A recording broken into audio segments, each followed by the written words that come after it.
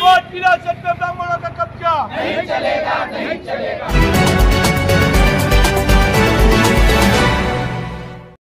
वर्ध्यात भारत मुक्ती मोर्चाचे धरणे आंदोलन। विहार येथील महाबोधी बुद्धी विहार साठी तयार करण्यात आलेला कायदा रद्द करावा अशी मागणी करीत वर्ध्यात भारत मुक्ती मोर्चातर्फे धरणे आंदोलन करण्यात आले। वर्ध्यात आयोजित करण्यात आलेल्या या धरणे आंदोलनात मोठ्या संख्येत अनुयायी सहभागी झाले आहे। महाबोधी बुद्धी विहार यासाठी तयार करण्यात आलेला कायदा रद्द करण्याची मागणी या आंदोलनातून करण्यात आली।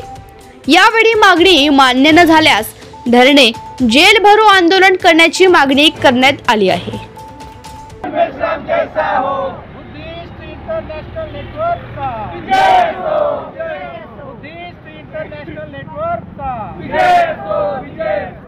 आजचं जे धरणे आंदोलन आहे त्यामागचा जो उद्देश आहे, बिहारमध्ये जो महाबोधी विहार आहे तो जो विहार आहे गेल्या 72 ते 74 वर्षापासून ब्राह्मणाच्या कब्जामध्ये आहे।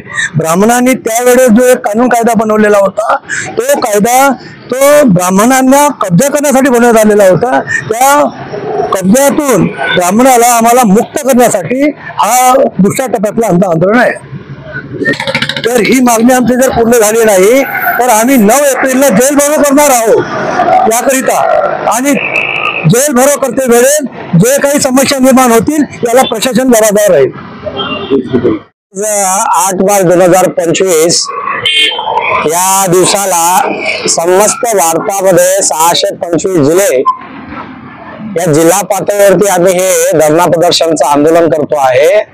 हे बुद्धिस्ट इंटरनॅशनल नेटवर्कच्या माध्यमातून दुसऱ्या टप्प्यातील राष्ट्रव्यापी चरणबद्ध आंदोलनाचा हा दुसरा टप्पा आहे। याच्या आधी 3 मार्चला आम्ही याच मुद्द्याला धरून म्हणजे महाबोधी महाविहार मुक्ती आंदोलन, जे ब्राह्मण जगामध्ये महाबोधी महाविहार प्रसिद्ध आहे, ते आमचं प्रेरणास्थान आहे।